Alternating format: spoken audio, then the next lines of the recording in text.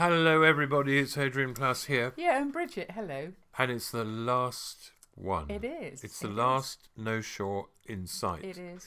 And it's number 63, and if my maths is correct, that is 9 weeks worth of recording. Yes. Yeah. And at least it's prevented us from singing anything about when we're 64. So I think we've let people I think that have is a blessing. Traumatic experience. Yeah, there is a God after all. Yeah. So how does it make you feel? Well, actually, I do feel a mixture of things. I feel very sad because although there have been times when it hasn't been easy because it's every day. We've had to sometimes work very hard and think very hard what we're going to do and all that.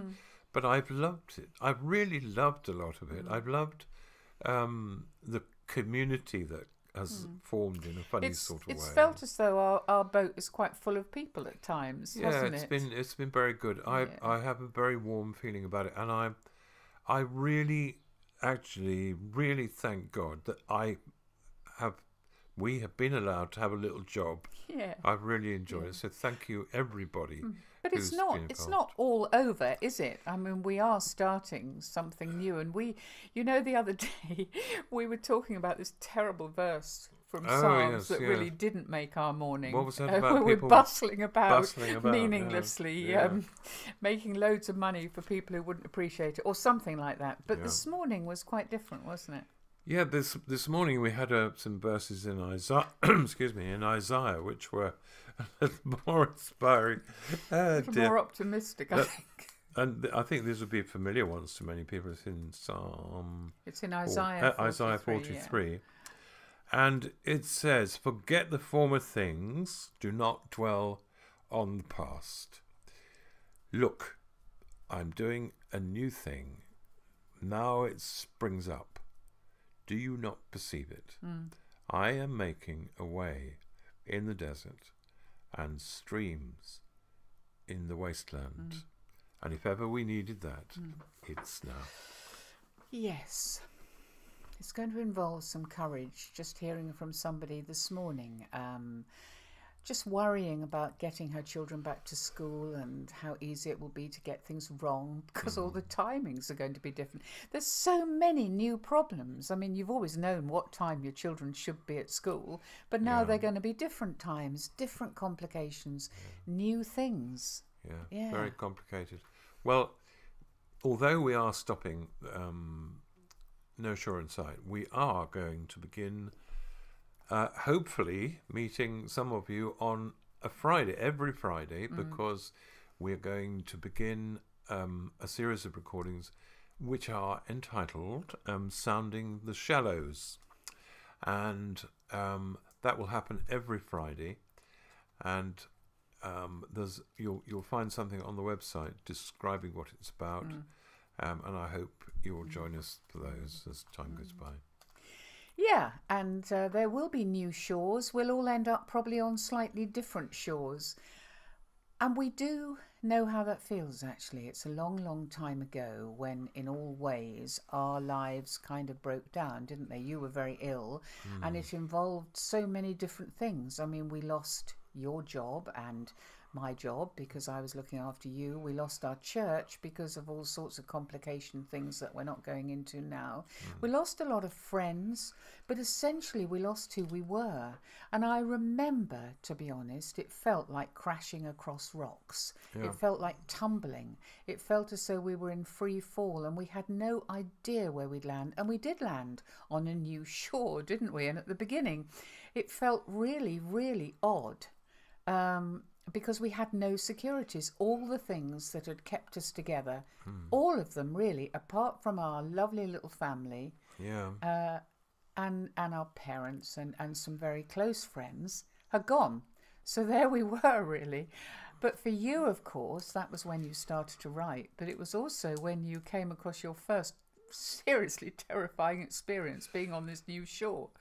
Yeah, it was when I first went to Spring Harvest, which is a huge festival that at that time happened in a number of different places around the country, didn't it? Yeah. And we were nothing and nobody knew who we were, but I had read some pieces from my column in Family Magazine, which was then called The Secret Diary of Adrian Plass, later became And it just so happened, didn't it, that the guy who'd asked you to read them very locally also was highly influential in Spring Harvest. And he just said, would you like to come and read some of those at Spring Harvest? But the thing about Spring Harvest was you arrive, okay, and then they say, oh, you're on in the something or other room at 7 o'clock, and you go there at 7 o'clock, and there's 1,000 people there. Not because I was there, but because it was one of the events that was happening. So there they all were. So I get up with my stupid little piece of paper, and I look out, mainly teenagers, I think, on this occasion, young people. It was the late thing, wasn't it? I can't remember. But anyway, what I do remember is that my left leg was knocked out, my knee was going dum, dum, dum, dum. And I looked at the print on what I got there, and I thought, oh my goodness, what are you doing? Yes. And I started to read, and I got a couple of lines down, and I thought, I'm going to go out and top myself after this.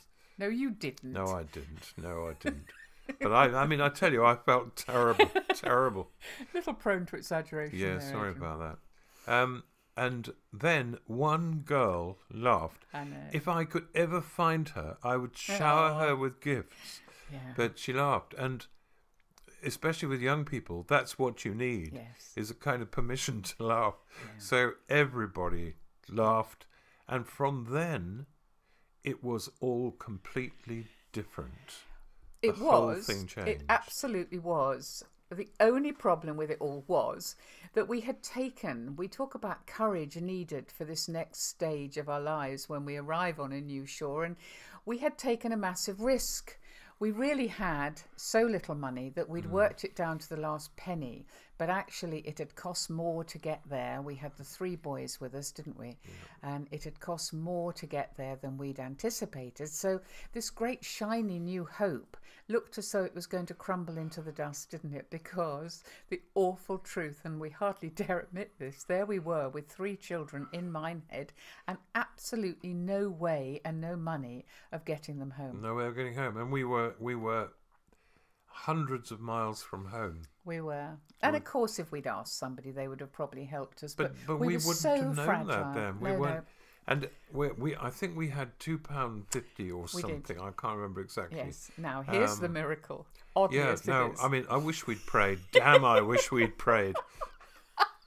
Well, I think God might have been listening. I suspect God does do things without being asked sometimes. Anyway. But anyway, yes. We saw... It would have fitted so well into one of those paper bags. And we saw in this sweet shop that this extraordinary thing. If you bought Mars bars, on the Mars bars were stickers. And if you stuck these stickers onto these cards, you got free bus passes. And we had enough money to buy enough Mars bars to get us home on the bus all the way from Minehead to Sussex. That is quite true. Now, in most Christian testimony paperbacks, at that point, you simply say, the Lord gave us this, and wasn't it wonderful?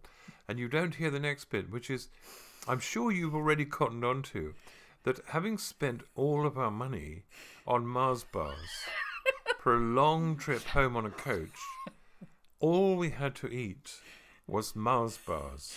And this is nothing against Mars bars, but I can tell you that once you've eaten one Mars bar, or 2, you might just manage half another one.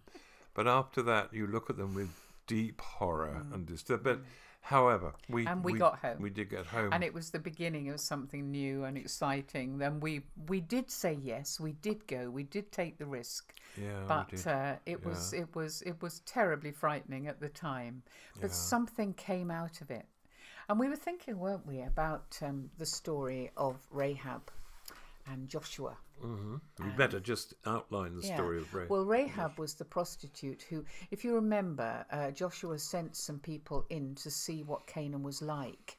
And there were a lot of people against them who would have killed them if they'd have found them. And Rahab, who was a prostitute, hid them on her roof. Mm-hmm. And they said to her, Joshua's going to attack these walls. They are going to come down. But your house, which is right in the middle of the walls of the city, will be spared. But what we need to do is we need you to hang a little red what was it, a red I scarf? think it was a red garment or something like that. Yeah. Out of your window. Yeah. And when we see it, you and all your family will be kept safe.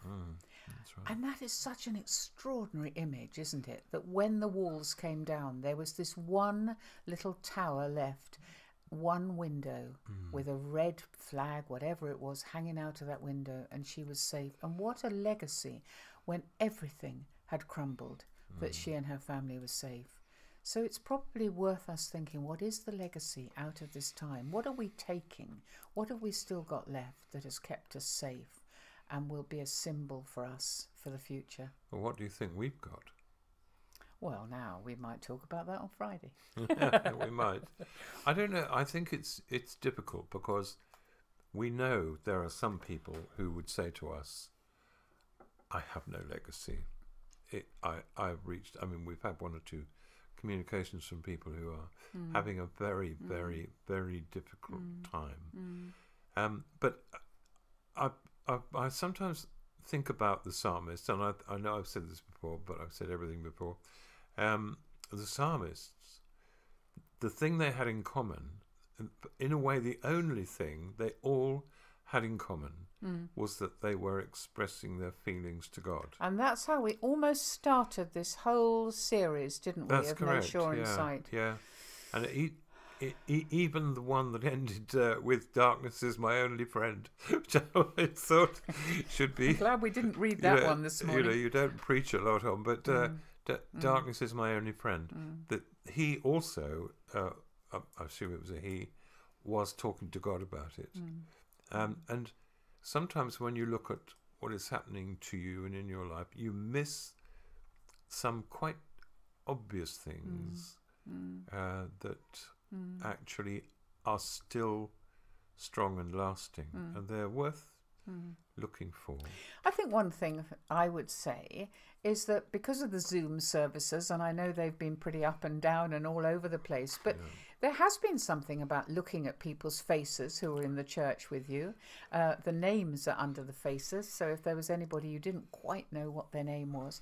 And also people are sharing things, and I mean the local church, I know there seems to have been some criticism of the sort of national church, but locally I think we should be very proud and feel that part of the legacy is a sense of pride in our local little churches as well as the big grand ones that do things, and just in being part of people who have cared. And that's nothing to do with faith. I really think it's to do with all sorts of things. People have brought out the best of themselves, and we've seen some amazing things happening. And you know, just those Thursday evenings when you clapped alongside your neighbours, that to me, I will always remember waving to the people over the road and being given a rainbow picture unusual, from some wasn't it? children who we don't know to put in our window. And if you remember, somebody was saying that there's been incredible healing in the little close where they live. That's right. People who had fallen out have made up.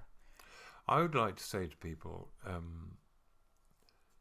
I mentioned a few weeks ago about when I had this awful picture in my head of everybody going to church and opening their bags that were supposed to contain evidence of their faith, and there was nothing in them, and all there was in mine, and it is what it was. I don't care what anyone thinks about it. It was Jesus. I can't say anything but that is the truth. But the thing about that is, we often speak to groups, and we have friends, and we are in contact with people. They are survivors in a way that many other people are not. They don't find. They're often people where the walls of all their security That's have right. collapsed, Yeah, aren't it's they? gone. They don't find faith rubble, really. easy. They don't swallow all the stuff about faith, not fear, and all that stuff, which is so easy to say. They are sometimes in pieces, and they are surviving as followers of Jesus. That's what they're doing. And they are in themselves monuments to the love of God, even when they don't feel like that. And we often salute them, don't we, when we speak to groups? They're welcome Absolutely. particularly to the survivors. Absolutely. And I mean, if we think in terms of, we've talked about scaffolding, haven't we? And we've talked about the fact that very often, without realizing it, in order to build our faith, we rely on the structure. Yeah. And that's gone. It's not that it isn't good to have house groups and prayer groups and all the other things. Of course we need them to support us. But how interesting that when lots of the things that we assumed would go on exactly as they were forever have been taken away all over the world. Well, including all the things people prayed for and prophesied about. And said we're gonna. Well, anyway, by Friday, it will be really good, if you're going to listen to us then, to let us know what your legacy is. Because it could be very, very small, or it could sound very, very large. But whatever it is, we would love to hear from you. Yes. And just before we go, let's just say thank you to all those who've listened for the last 63 Yes, days. absolutely. Thank you. Absolutely. And also, it is going to be a new thing on Friday. So maybe think about first times, like you, standing up first time. Yeah, that's I mean, you've true, spoken all over the world since, but the first time. First time walking through gates, first time standing up, first time doing things. So any of those things, we'd love to hear you. And we will see you on Friday. First time you drank vodka, anything. Well, on that wonderfully inspiring note, we'll say goodbye. God bless you. Bye-bye. Bye.